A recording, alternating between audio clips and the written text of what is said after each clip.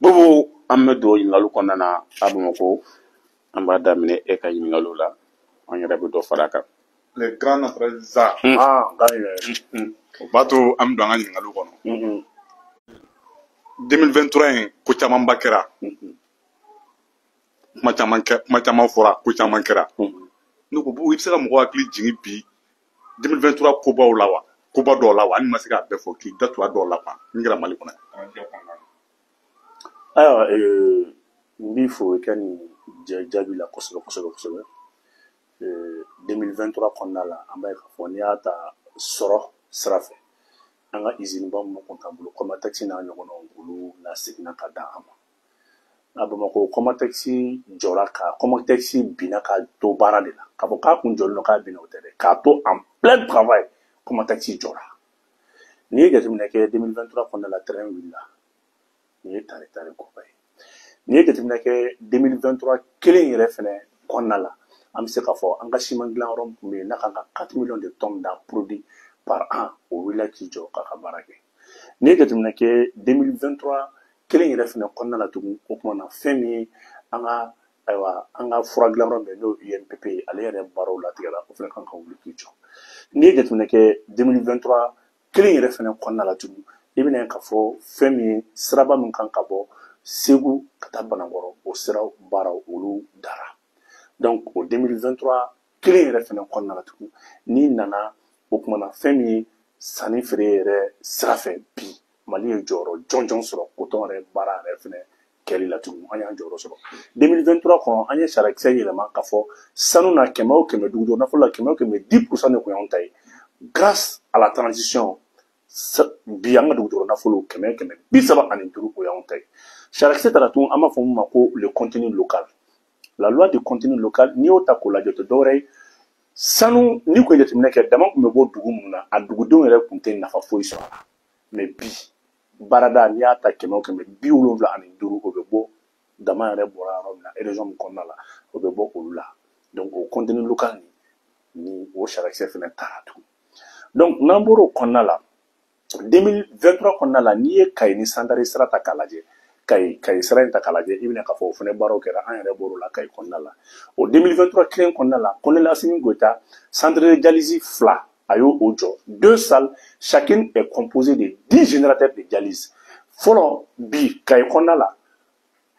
Kayi ka machine bɛ se ka min ta dialyse la Pongé se k'a ta bi Kayi bɛ se ka ladonni min kɛ dialyse tɔw ka bana sira fɛ jeli sɛgɛsɛgɛ sira fɛ Pongé se k'a ta dialyse tɔ kan ka heure 4 de kɛ machine nin kan o heure 4 na n'i taara Pongé mɔgɔw b'o jɔ ka ɲɔgɔn kɔnɔ de u b'u jɔ ka ɲɔgɔn kɔnɔ ni dɔ sara de dɔ bɛ na ka na fɛn na mais an bɛ se k'a fɔ bi wulikajɔ ni cɛsiriw la o salle ɲɔgɔnna 2 de bɛ Kayi salle kelen machine 10 b'a kɔnɔ donc a bɛ se ka 20 patients ta chaque 4 heures de temps a bɛ 20 patients ta donc o 2023 kɔnɔna la an b'a ye k'a fɔ lycée public o baaraw dayɛlɛnna Kayindi kɔnɔ ani lycéw fɛnɛ layidu taara fo lycée sigiyɔrɔma caman a tɛ n kun na nin bɛɛ kɛra 2023 kɔnɔ 2023 kɔnɔna la Mali kun transition sera k'a bɛɛ récupérer Mali yɔrɔ minnu kun ye kɔnɔbɔnko ye k'a daminɛ Ber ka na Foyita ka na Anefis ka na o tuma na fɛn min ye Tisalit ka na fɛn tɔgɔ ye de Agilok ka b'o la ka na Kidal Mali drapeau flottelen bɛ Mali fan 14 bɛɛ kɔnɔ bi 2023 kɔnɔ 2023 kelen kɔnɔna la bi fɛnɛ lettres labɛnnen don fɛnɛ k'a yira k'a fɔ an bɛna an da don la fɛn min ye an ni CFA cɛ baaraw o baaraw bannen fɛnɛ mais o 2023 kelen de fɛnɛ kɔnɔna la jamana sera bi k'i tɛgɛ bɔ nanzaraw bolo sira bɛɛ fɛ o 2023 de kɔnɔna la MINUSMA gɛnna ka bɔ Mali kɔnɔ san 10 ani san 2 kɔnɔna la kɔfɛ MINUSMA tɛgɛ sera ka ta ka bɔ MINUSMA bolo o kɛra sababu ye bi ka an ka jamana ɲɛmɔgɔw bila drapeau a bɛ turula fan 14 bɛɛ fɛ o de kɔnɔna la an bɔra 2023 an bɔra G5 Sahel kɔnɔna la ka kɛ o 2023 kelen kɔnɔ an ye Alliance des États du Sahel an ye o sigi sen kan n'o o État du Sahel bɛna wolo bi an ka wari kura bɔli la ani an ka compagnie de transport ale ni an ka passeport ani o baara kɛli la mɔgɔ bɛ se k'a fɔ 2023 alhamdulilayi rabil alamina ka barika da masa ye masa jalaki bali min ye nin bɛɛ di Mali ma sanga kunkuru kɔnɔna la Malien kan ka ala barika da 2023 kɔnɔna la donc n bɛ se ka min fɔ 2023 kɔnɔ o ye nin ye Ok, Boubou, au bateau, amena Mali yɛrɛ kɔnɔ toujours an bɛ to Mali kɔnɔ yan. Donc Boubou, président bɔra ka taa kita ka taa usine dɔ Kurumukari la. I bɛ mun de sɔrɔ k'a fɔ usine Kurumukari la, usine jumɛn de don? Usine in tɛ tali kɛ dɔwɛrɛ foyi kama, n'i jateminɛ kɛ anw bɛ tonne ba 900 an'an kɔn fɛn an b'o de kɛ coton na. Mais Mali coton a bɛ taa san a bɛ taa dugu an t'a dɔn. O coton bɛ taa ka t'o di Faransi commission de courtage dɔ de ma. O agent de courtage plutôt o de fana b'o ta ka t'o di azikaw ma ka tila k'o wari bila kun k'o wari bayɛlɛma tugun ka sɔrɔ ka o kɛ CFA ye k'o bila ka na anw ma. O t'a bannen fana dɛ o 50% fana bɛ ka conseiller Faransi trésor la mais bi o de banna anw kɛra prix coton tonne 900 ba kɛmɛ ani ba 40 plutôt an y'o de sɔrɔ coton na bi an ka coton yɛrɛ de b'a ta ka taa n'a ye ka taa baara bɛɛ kɛ k'a ban donc président ye nin baara min ye k'a fɔ k'a taara kita min na a kun tɛ dɔwɛrɛ foyi ye Mali yɛrɛ de nana usine dɔ sigi dɔ bɛ Kucala dɔ bɛ Bamakɔ dɔ bɛ Kita o kumana min yɛrɛ bɛ na anw ka kɔɔri bayɛlɛma k'a baara k'a d'a ma ka tila k'a gɛrɛn k'a nɔgɔ n'a fɛn bɛɛ k'a raffiner k'a fɛn bɛɛ kɛ bi anw tɛ an ka coton di mɔgɔ si ma an bɛ dɔ feere an bɛ dɔ dilan ka kɛ fini ka don an kana fini sugu min y'an ja sarvɛti b'o la susɛti b'o la jean b'o la vaxi b'o la bazin b'o la dalifiniw b'o la donc Mali tun bɛ 1% de consommer a yɛrɛ ka coton na mais avec ces usines là Mali bɛna 35% de consommer a yɛrɛ ka coton na donc n'i ye jateminɛ kɛ Adidas Nike au lieu de u ka taa fɔ k'u bɛ taa Indonésie k'u bɛ taa Chine k'u bɛ taa Asie duguw la k'a fɔ k'u bɛ taa contrat kɛ ou bien k'u ka Asie usine rapatrier ka t'u sigi an ka coton kama munna u tɛna sigi Mali yɛrɛ la yan'u k'a fɔ k'u bɛ taa usine sigi Asie bɛ ka tubabuw ka usine caman ta dɔwɛrɛ tɛ parce que tubabuw bɛna anw ka nafasɔrɔsiraw ta ka taa feere Asiatigiw ma donc olu bɛ obligé u ka usine minnu bɛ Europe i bɛ Europe marque caman ye u bɛ taa sigi Asie yɛrɛ nin y'a bannen Europe marque ninnu na sigi an yɛrɛ fɛ yen n'o ye Nike ni Adidas ni fini marque baw a bɛɛ bɛna kɛ an yɛrɛ fɛ yen donc an bɛ se k'a fɔ an yɛrɛ de kan ka an ka coton k'a labaara o ye de usine baara fɛn sigilen filɛ nin ye Ala sago i sago. Ok. Boubou toujours an bɛ taa parce que mɔgɔw ye ɲininkali kɛ polémique dɔ créer dɔ tile filɛ na n'o o ye élection an bɔra an ye an ka wasadi dɔ kuma mɛn Abdini Kumare b'o la honorable Fɔnba fana b'o la ko k'a ma voté budget kɔnɔ k'a fɔ ko élection ko a bɛna kɛ 2024 kɔnɔna na mɔgɔw bɛ ka ɲɔgɔn ɲininka a kuma na i ye mun de sɔrɔ k'a fɔ o kuma in na tan. Ne y'a fɔ ye question politique mais n'a y'a posé n kun b'a jaabi pour fɛn fɛn bɛ tali kɛ politique sira fɛ a man ne kan da don a la mais na awɔ politique sira fɛ fɛn fɛn ka di parce que i b'a dɔn transition kɔnɔ walasa i ka don politique la fo ka sɔrɔ i bɛ transition fanga dɔ de kɔnɔ n'i tɛ CNTL bɛ gouvernement kɔnɔ n'i tɛ gouvernement i bɛ président kɛrɛfɛ n'i t'olu si kɔnɔ ka i farati politique kuma fɔli la parce que minnu bolo bɛ fanga la olu bɛ politique ta sira dɔn mais n'i bolo tɛ fanga la i tɛ politique ta sira dɔn budget min nana n'a baara kɛra ka kɛ budget in ka bɔ élection budget ma kɛ élection budget yɛrɛ ye joli joli don million 70 million 70 ani dɔn tɛ yan o million 70 ani dɔnni a kun tɛ o kuma 2023 budget kɔnɔ a kun b'a kɔnɔ mais mun y'a kɛ bi u m'a bila 2024 budget kɔnɔ fɛn min tun bɛ 2023 budget kɔnɔ a sera ka kɛ yan ne ko i ka fɛn bila budget la a ma kɛ ani kana bila budget la a ka kɛ jumɛn nafa ka bon mais avec tout ça il y a un fonds spécial qu'on appelle charge commune o charge commune minnu filɛ nin ye o ye foroba budget de à tout moment ni bɛn kɛra kan élection bɛ se ka ta fɛn bɛ se ka ta k'a bɔ k'a bila nin na min fɛ k'i ɲininka mɔgɔ bɛ fɛ ka min dɔn gouvernement bɔra ka communiquer kɛ ko élection bɛ na légèrement ko ça sera reporté légèrement gouvernement ma date fɔ ni gouvernement date fɔ n'a y'a bila budget kɔnɔna la ko gouvernement yɛrɛ de nana a b'a yɛrɛ sɔsɔ mais n tɛ débat kɛ o kan n ka kuma bɛ min kan élection t'an ka priorité ye a y'an ka priorité tɛ cogo di voilà o de tɛ n k'i ma n ko débat politique ne bɛ n yɛrɛ minɛ a la effort fɛn fɛn kɛra jamana kɔnɔ ne nin bɛɛ politicien ma fu ye ne nin si tɛ fu ye ka kɛnɛ minɛ k'a di ka bɛrɛ minɛ k'a di o kumana ka tila ka o kumana terroriste ba fɛn fɛn bɛ Mali kɔnɔ k'a bɛɛ faga k'a bɛɛ su don k'a daminɛ Yadi Agadali ka na Amadu Kunfa la ka bɔ la ka na Bilaki Asherifu la k'u kɛ fatɔ k'u kɛ lakalatɔ u ka jamana bila fɔlɔ Mali tun bɛ dugu Mali tun bɛ Mali bila ninnu de mais bi ninnu de kɛlen bɛ ka Mali bila maliyɛnw ye bi O ko no parachute foye politicien nyana sans plus ba politicien ya budget la amakeya sans plus ba Alger daba en Congo la sans plus ba en satellite en bolo sans plus ba en duguba kono terrain no tromoye autant bolo sans plus ba en melingela kona la ni benye sorla ni pema kakla kana femme Sénégal ko kakla kana satellite dale kakla kana ni o ko na femme centrale nucléaire ou be projet de kanali ni ben fou politicien nyokoro o fo élection budget tambo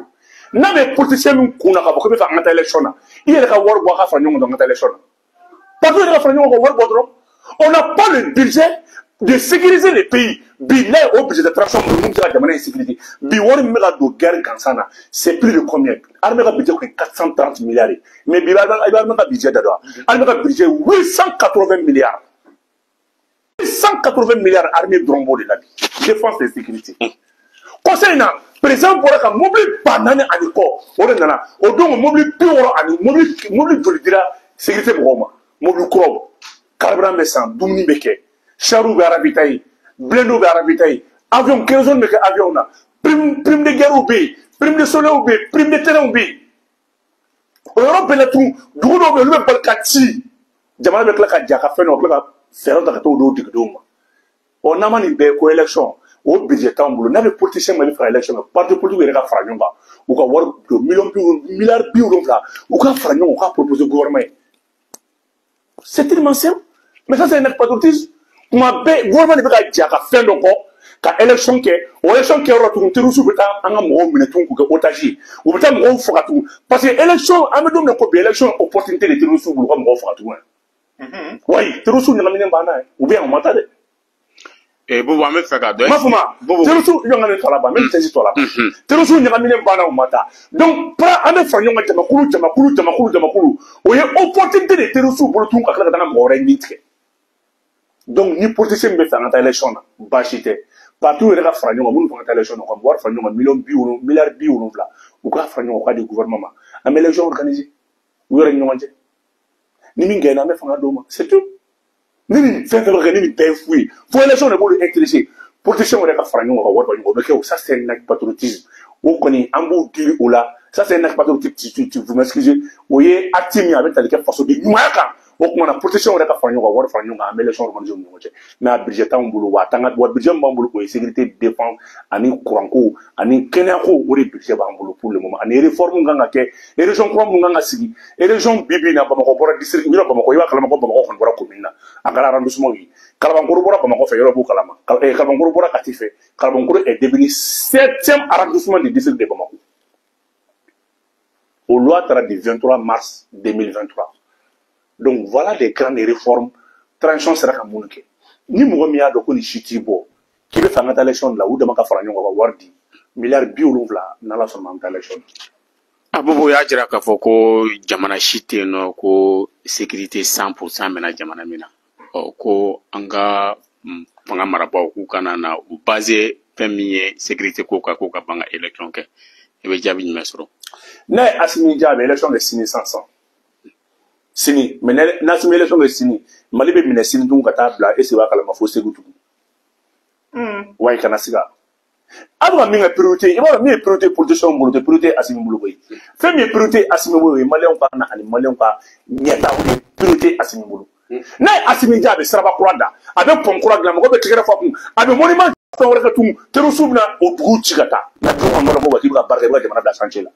ne bolo sécurité de bɛ ka jamana développer ni jamana ba sigira sira bɛ se ka da ni jamana ba sigira kɛnɛya bɛ se ka na ni jamana ba sigira kalan bɛ se ka kɛ ni jamana ba sigira jago bɛ se ka na yiriwa sira bɛɛ bɛ na mais n'a ye Asimi jaabi a bɛ nin bɛɛ to yen k'a don sirabaw ni fɛnw na mais a b'a dɔn k'a fɔ jamana foyi t'a yɛrɛ sɔrɔ ni défense ni sécurité tɛ a bɛ ka Amérique min fɔ nin Amérique ye défense ni sécurité de labɛn a bɛ ka France min fɔ France y'a ka armée de labɛn a bɛ ka Algérie min fɔ Algérie y'a ka armée de labɛn ni Algérie kun y'i ta kɛ élection kɛli a bil'i kunna k'u bɛ yɔrɔ min na bi k'u t'o sɔrɔ donc k'a fɔ i ɲɛna ko sécurité 100% zéro tɛ olu b'o fɔ k'u to Bamakɔ yan u ka t'o fɔ zone d'insécurité bɛ yɔrɔ min na ka t'o fɔ olu ye ka ye donc bi on n'a pas les mêmes priorités priorité min bɛ maliyɛnw na transition de k'i consacrer o priorité de la o de ye maliyɛnw ka survie o de ye maliyɛnw ka sécurité ni défense ye mɔgɔ b'o sécurité nin kɛ fɛn fitinin k'u ma dɔ wɛrɛ mɔgɔ mun kɛ fɛn fitinin o de ye fɛnba ye Voilà, c'est une défense. Ni mieux de faire l'élection, on a worry. Amar organiser de manière monter après l'élection, c'est tout. Ok, bon, Bambla, Amito, BCAO gouverneur qui a visité là, il va y tout dire. Et Jean-Claude Kassebourté, en allant dans la robot. Oui, dans la robot de l'eau. Jean-Claude Kassebourté m'a commandé au mais Assimi, dans ma sama, ma lèvre, on t'a qu'un sama. Kafoka est lettré sur le Kafoko France, on va réserver à Patrick. Alors, je suis mon bêcha au lettre sur le pays. On m'a donc bêcha au lettre sur le Kafoko, Malika réserve d'échanger mieux au Blagana. Année Niger ni Fenta, au Béa l'électricité, il y aura tout calme. Bon, à nos lettres qu'on a commandé les fins du mois. Le contenu sera dévoilé. Donc, Kassebourou de mes Kassebourou nana. Mais il faut que Malais on y m'a fait l'ena. D'où me met embargo, d'où me suspend nos moumi betra bureau d'aile. Couvre le troisième bureau auxiliaire d'aile Kai. Ma foi. Gouverneur ma foi. Couvre ta ko besa on a bureau d'aile Kai. Et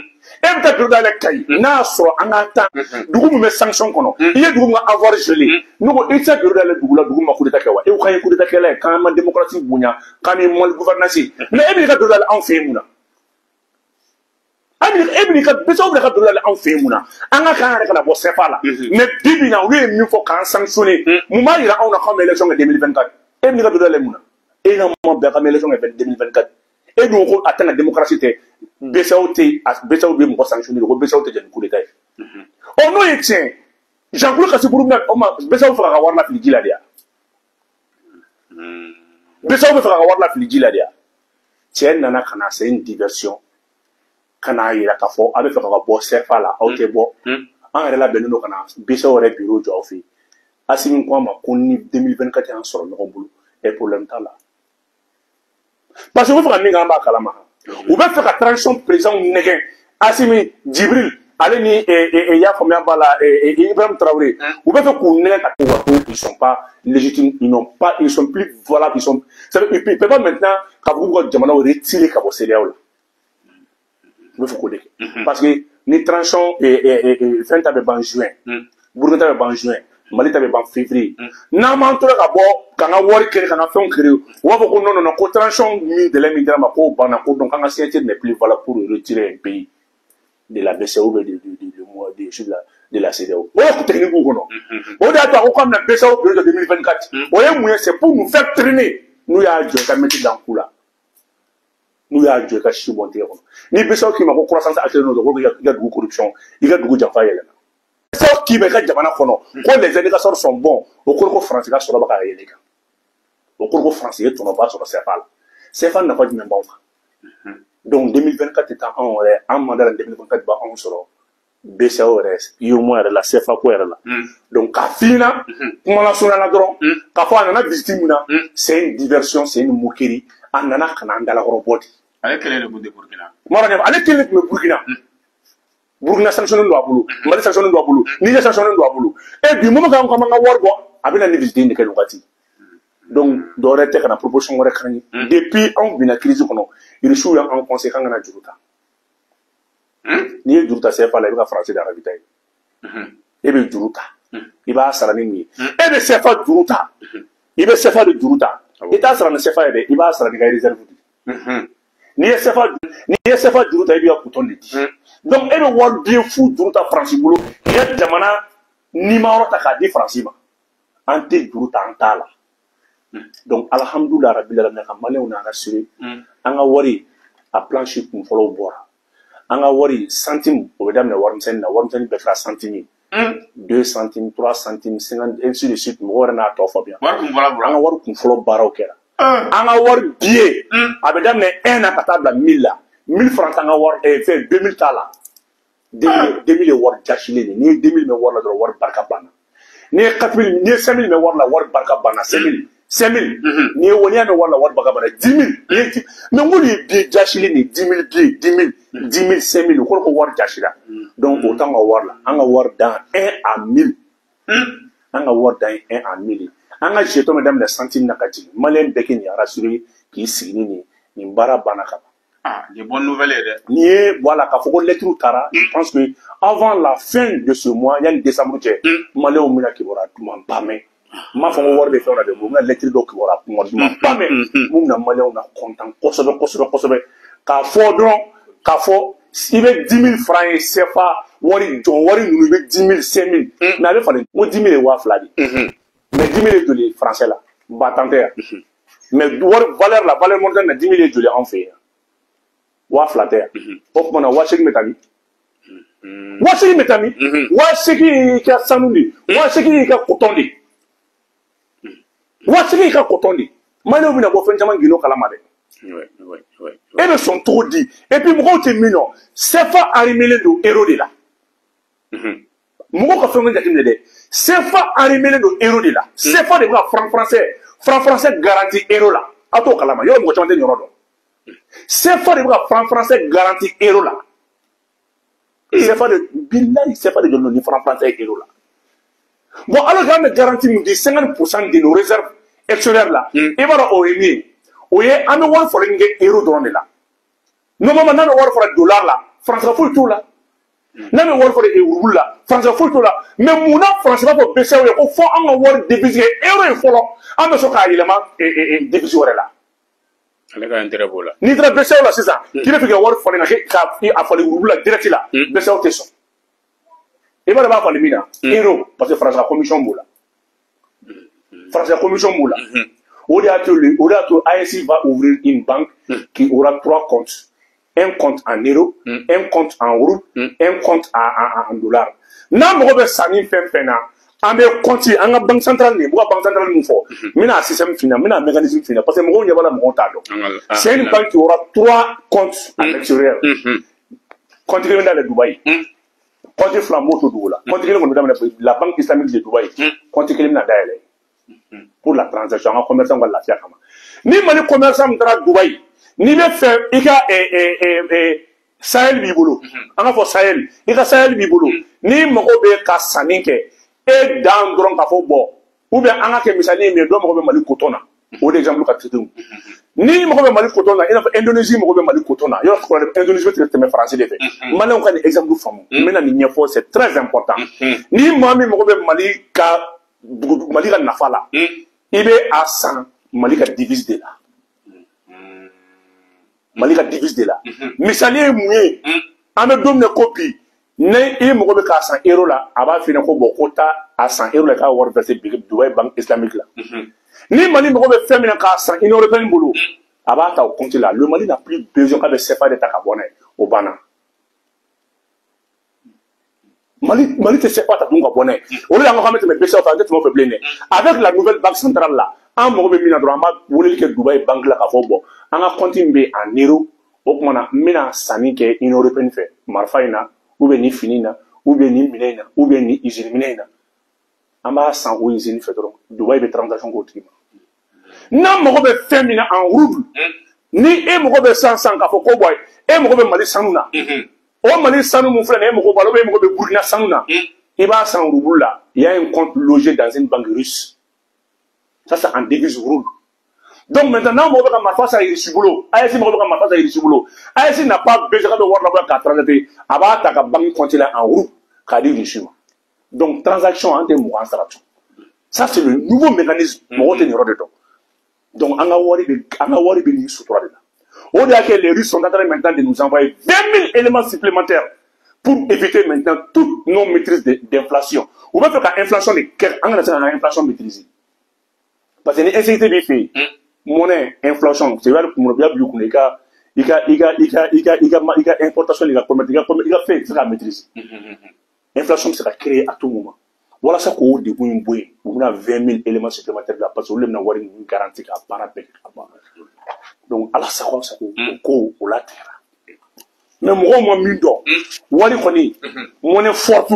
discussion bɛ yen de parce que partenaire bɛɛ y'a jira k'a fɔ an kana wari in giriya kosɛbɛ an ka wari in conciliation da i b'a dɔn min don coton ani sanu k'an ka giriya kosɛbɛ ayi an bɛ dan coton ni sanu dɔrɔn ma o k'a consigne non i bɛ ɲinɛ min kɔ n'i y'a ye bi fɛn caman yɛlɛla faransi dɔwɛrɛ tɛ u bɔra faransi la ka taa euro la yɔrɔ min na i seba kalama commerce ye gɛlɛya sɔrɔ la balance est devenue excédentaire a bɛ balance commerciale déséquilibrée donc pour que an ka balance an ka se ka équilibrer ka ɲɛ an k'an ka wari bɔ à moitié de nos réserves a fɔra a banna monnaie min don a kɔni bɛ CFA sanfɛ mais an k'a da hakɛ la ala sago awsa wari in kɔni a ko ala barika la o latigɛra. Ok, Bobo, o b'a to an bɛ taa justice ka bolo kan. Bon an tilala nin kuma kɔnɔna na nin faamuyara aw bɛɛ ye nin faamuya aw bɛɛ ye wariko in kuma faamuya k'a yira k'a fɔ wariko bɛ centime na bi o bɛ daminɛ fɛn na 1 na ka taa bila 1000 la donc wari y'o ye ka ban. Ok, Bobo bi e ko justice la bi a ko gɛlɛyalen don dɛ a ko gɛlɛyalen don mɔgɔ minnu ye yurugurugu kɛbɔ ye an y'a mɛn k'a fɔ ko cour suprême ye i tɛgɛ da mɔgɔ dɔ ka dugukolo ni mɔgɔ dɔ ka biɲɛ kan i bɛ mun de sɔrɔ ka fɔ o fɛn na. 900 milliards an kan k'o de recouvrer Massimi kelen y'a dan de. Combien de milliards? 900 milliards. 900 milliards. O t'a bannen dɛ. U tila ka fɛn min ye course polychrome fɛnɛ k'a ka compétence fɛnɛ étendue à l'échelle nationale. Polychrome b'i to yen kan i ka terrain saisi Kucala la a bɛ se k'i ka terrain saisi Mopti. Bibi in na foro minnu tun bɛ yen Sanakɔrɔba Bangineda i bɛ taa foro sɔrɔ foro min ye 1,400,000 u bɛ k'a di 1,25,000. Faama caman ka foro feere a kana san dɛ parce que hali n'i y'a san justice bɛ k'a minɛ mɔgɔ minnu b'u ka foro feere a foro dɔ bɛ ka feere Sanakɔrɔba 400,000 ani 80,000 a tigi y'a bila 55,000 la n y'a fɔ mɔgɔw ye kana san justice fɛn polychrome mɔgɔw b'a terrain k'a saisi mɔgɔ si kana san. So jɔlen banu mɔgɔ kelen so 48. E fonctionnaire. So 48 ça c'est meuble battu o ye so jɔlen dɛ so 48 so jɔlen meuble non bâti i b'a dɔn joli b'a bolo 113. Un ancien fonctionnaire malien n bɛna ka dugukolo da a fɛnɛ 41 hectares o de b'a bolo ça fait 41 kilomètres o de b'a bolo dugukolo la a évolué en hectares. 41 billahi ngo c'est jamais vu. Mali kɔnɔ yan. Ntɛnɛn y'a tigɛ poste kɔrɔ fiɲɛ i bɛna sɔngɔ a la. 41 kilomètres a ka dugukolo n'i y'a da en hectare a bɛ bɛn 41 kilomètres de ma o ye ka bɔ yan ka taa fo Kasela kɔfɛ. O dugu joli? Dugu 7 de b'o kɔnɔna la. N'a ye Mali fonctionnaire dɔ bɛ kɛ dugutigi tellement que dugukolo b'u bolo fonctionnaire kɔrɔ Mali tellement que u ye dugukolo san k'a san u bɛ wari ta don n ko dugukolo ye blanchissement de ye. I bɛ dugukolo sanna ba yɔrɔ o yɔrɔ a bila i kunna k'a bɛ ka blanchissement dɔ de n b'o f'i ɲɛna dɛ. Même en Europe, blanchissement d'argent bɛ kɛ ni immobilier de. Ne tɛ dɛ ta procédure bɛɛ tɛ k'a lajɛ taa tɛ k'a lajɛ bɛɛ i ye mɔgɔ mɔgɔ bɛ dugukolo sanba kɛ a bila i kunna k'a bɛ fɛn min na a jɛlen tɛ. Sinon e bɛ affaire dɛgɛ e ne tɛ da wari dugukolo ka taa dalen to i t'a dɔn affaire la ka affaire yɛrɛ ka layɛ a bɛɛ bɛ ka saisi a tout bɛɛ bɛ ka saisi a bɛɛ ka justice fo k'a wale ɲɔgɔn dɔn baara bɛ kɛ dugu la dɛ baaraba de b'a la ka kɛ hali bi baara tɔ bɛ kɔfɛ mais baara yɛrɛ de b'a la ka kɛ. Compte bancaire fana bɛ ka. Compte paie l'inspection générale des comptes compte paie gelé compte paie et puis assigné enquête judiciaire enquête dɔ kɛ ka justice fo yɔrɔ la quoi. I b'a dɔn ko o tile taara compte bɛɛ de i b'a kalama non n tɛna compte da fɔ mais a b'i kunna des milliers de comptes a bɛɛ taara k'a lajɛ kelen kelen. Alhamdulilahi rabbil alamin baara bɛ ka ɲa yɛrɛ bi in na wallahi budget dɔ bɛ ka don a bɛ ka Mali budget bɛɛ la a bolo ko impôt dɔn dɔ tɛ dɛ wariw bɛ ka restituer yɛrɛ de biens bɛ ka saisi agent de saisie de biens u ye agence kura min dayɛlɛ u bɛ baara yɛrɛ de la so jɔlen bannen min minɛ la ka ca ni ba joli a t'a da dɔn ka ca ni ba joli terrain immeuble bâti t'o la immeuble non bâti t'o la foro t'o la fɛn caman t'o la a bɛɛ minɛ la a bɛɛ b'a la ka minɛ plutôt voilà. Ok, Bobo o b'a to an bɛ se an ka émission kuncɛyɔrɔ la sɔnni an ka se a kuncɛyɔrɔ la an y'a ye colonel Maliki Gawo a bɔra ka foli kɛ loi de finance talen kɔ a bɔra ka foli kɛ a ye kumakan caman fɔ i bɛ ka mun de fɔ o kuma in na tan. Non colonel Maliki Gawo ka kuma man ca a k'i ma ko AES ça dépasse même le niveau même de G5 Sahel a tila ka bɔ plus de G2 Sahel. Ça veut dire que ni AES ni G5 Sahel lajɛ o concept militaire bɛɛ ye kelen Maodo ni y'a faamuya mais u volet social tɛ kelen u volet économique tɛ kelen mais a bɛɛ dabɔra Sahel duw ka fara ɲɔgɔn kan ka baara kɛ e ma ye ne ko aw ma n ko i b'a kalama ko G5 fɛn AES tila ka mun fɔ tugun AES ta k'a lajɛ AES tila ka fɔ ko mɔgɔ si tɛ don a la tugun a t'o kalama ko mɔgɔ tɛ don tugun an ko ko dayɛlɛlen don a ye da ma yɛlɛ da tugun na kɔsa in na Makɔrɔ ye dugu caman bila k'an contacter an bolo ko CEDEAO dugu dɔw na bɛ ɲɔgɔn fɛ nkalon don u tun bɛ fɛ ka don k'an piéger u ye da tugun an nɔ la u kuma awɔ u kuma n'u ka tugu fo k'a faga dugu min y'an contacté dugu 5 dugu 3 u kun y'a ka lettre labɛn ka ban an y'a fermé AEC ye cɛncɛnga jamana de a ka ɲi tan n'i tɛ i ka ɲi i tɛ don a ka ɲi tan ni cɛncɛn t'i kun i tɛ don donc a ka ɲi tan an bɛ baara kɛ ni nin ye fɔlɔ n'u donna u bɛ taa Ibrahim ni Asimi ni fɛnw u bɛ taa mɔgɔw kun kari ɲɔgɔn na et puis u bɛ bɔ ni Guinée ka taa di Faransi ma donc u tɛ don yan AEC ko o nɔgɔyara Magidiaw ka débat fɛnba bɛ bolo de kan k'a yɛrɛ k'a fɔ même AEC yɛrɛ union parlementaire tɛna k'u ni ɲɔgɔn cɛ u fana ka députés bɛna sigi ka baaraw kɛ ka baaraw da ɲɔgɔn na k'a baara bɛɛ kɛ. Ayiwa Bobo nin bɛ sɔn ka dansigi an ka bi jɛmukan na ni kuma kuncɛ kuma min b'i bolo. Non n b'aw fo n bɛ baro wuli k'aw waleɲuman dɔn k'a fɔ k'aw bɔra ka so aw nana ka so baro jara n'an donna mɔgɔ min gasi la u ka yafa an ma. A k'an bɛn.